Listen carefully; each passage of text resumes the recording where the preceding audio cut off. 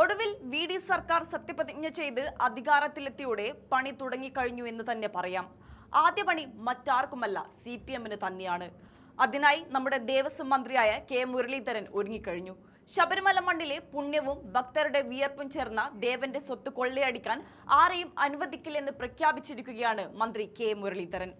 തിരുവിതാംകൂർ ദേവസ്വം ബോർഡിനെ പൂർണ്ണമായും അഴിമതി മുക്തമാക്കുമെന്നും ശബരിമലയിലെ സ്വർണ്ണ കവർച്ചയുമായി ബന്ധപ്പെട്ട് സമഗ്രമായ തുടരന്വേഷണം അനിവാര്യമാണെന്നുമുള്ള അദ്ദേഹത്തിന്റെ നിലപാട് വ്യക്തമായ രാഷ്ട്രീയ സാമൂഹിക ലക്ഷ്യങ്ങളുള്ളതാണ്. ശബരിമല സ്വർണ്ണക്കൊള്ളയിൽ തുടർ അന്വേഷണത്തിനൊരുങ്ങുകയാണ് വി.ഡി. സർക്കാർ എന്ന സൂചനയാണ് കെ മുരളീധരൻ നൽകുന്നത്. ശബരിമല അയ്യപ്പന്റെ സ്വർണം കട്ടുകൊണ്ടുപോയത് CPM-ന്റെ ഉത്തരവാദിത്തപ്പെട്ട നേതാക്കളാണെന്ന് പകൽ പോലെ വ്യക്തമായി മനസ്സിലായിട്ടും അവർക്കെതിരെ ഒരു ചെറുവിരൽ പോലും അനക്കാൻ മുൻ മുഖ്യമന്ത്രി പിണറായി വിജയൻ തയ്യാറായിട്ടില്ല എന്നത് അതീവ ഗൗരവകരമായ ഒത്തുകളിയാണ് കാണിക്കുന്നത്.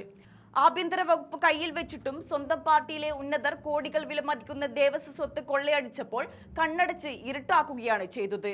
ഈ സ്വർണ്ണ കവർച്ചയിൽ CPM നേതാക്കളുടെ പങ്ക് വ്യക്തമാക്കുന്ന തെളിവുകളും സൂചനകളും പുറത്തു വന്നിട്ടും മുൻ സർക്കാർ കാണിച്ച നിസ്സംഗത ഭക്തജനങ്ങളോടുള്ള വെല്ലുവിളിയാണ്. അഴിമതിക്കെതിരെ സീറോ ടോളറൻസ് എന്ന് പ്രസംഗിക്കുന്ന പിണറായി വിജയൻ സ്വന്തം പാർട്ടിക്കാർ പ്രതിക്കൂട്ടിലാകുമ്പോൾ അവർക്ക് സംരക്ഷണ കവചമൊരുക്കുന്ന ഇരട്ടത്താപ്പാണ് ഇവിടെ പ്രകടമാക്കുന്നത്. തിരുവിതാംകൂർ ദേവസ്വം ബോർഡ് മുൻ പ്രസിഡന്റും CPM മുൻ MLA കൂടിയായ A. പത്മകുമാറിനെതിരെ ഉയർന്ന സ്വർണ്ണക്കൊള്ള തെളിഞ്ഞിട്ടും പാർട്ടി പോലും അയാൾക്കെതിരെ ഒരു നടപടിയും സ്വീകരിച്ചില്ല. കേരളത്തിലെ കമ്മ്യൂണിസ്റ്റ് പാർട്ടിക്ക് ആത്മീയതയോടും ഭക്തരുടെ വികാരങ്ങളും പണ്ടേ മതാതീതമായ പുച്ഛമാണെന്നത് പരസ്യമായ കാര്യമാണ്. ശബരിമലയെയും അവിടുത്തെ ആചാരങ്ങളെയും തകർക്കാൻ ആസൂത്രണമായ ശ്രമങ്ങൾ മുൻപും ഈ സർക്കാരിന്റെ ഭാഗത്തു നിന്നുണ്ടായിട്ടുണ്ട്.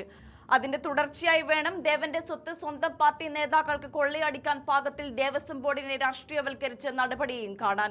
ഈ കേസിൽ ഉൾപ്പെട്ടിട്ടുള്ള CPM നേതാക്കൾ എത്ര ഉന്നതരായാലും അവരെ നിയമത്തിന് മുന്നിൽ കൊണ്ടുവരിക തന്നെ വേണം. പിണറായി വിജയൻ എത്രയൊക്കെ മൂടിവെക്കാൻ ശ്രമിച്ചാലും സത്യം എന്നെങ്കിലും ഒരിക്കൽ പുറത്തുവരിക തന്നെ ചെയ്യും. ഭക്തജനങ്ങളുടെ പ്രതിഷേധവും രാഷ്ട്രീയമായ സമ്മർദ്ദവും ശക്തമാക്കി മുൻ പിണറായി സർക്കാരിന്റെ അഴിമതി പുറത്തു കൊണ്ടുവരാൻ കെ മുരളീധരന്റെ ഈ പ്രഖ്യാപനം വലിയൊരു വഴിത്തിരിവാകുമെന്ന കാര്യത്തിൽ തർക്കമില്ല. തുടരന്വേഷണം നടത്തുമെന്ന് മന്ത്രി കെ മുരളീധരൻ പറഞ്ഞത് കേവലം ഒരു രാഷ്ട്രീയ പ്രസ്താവനയല്ല, മറിച്ച് തങ്ങളുടെ സ്വത്ത് സംരക്ഷിക്കപ്പെടണമെന്ന് ആഗ്രഹിക്കുന്ന ലക്ഷക്കണക്കിന് ഭക്തരുടെ ആവശ്യമാണ്. ഇനി അങ്ങോട്ട് ഭക്തരുടെ വിശ്വാസം കാത്തുസൂക്ഷിക്കാൻ മുരളീധരന് കഴിയട്ടെ. അദ്ദേഹം സത്യപ്രതിജ്ഞ ചെയ്ത് അധികാരത്തിലേറുന്ന വീഡിയോ ഒന്ന് കാണാം.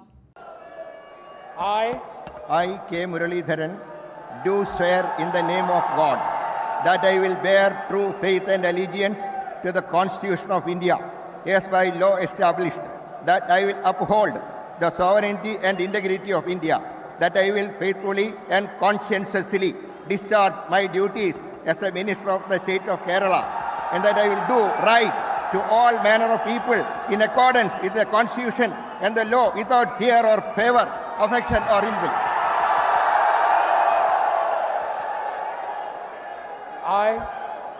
I, K. Muralidharan, do swear in the name of God that I will not directly or indirectly communicate or reveal to any person or persons any matter which shall be brought under my consideration or shall become known to me as a Minister for the State of Kerala, except as may be required for the due discharge of my duties as such Minister.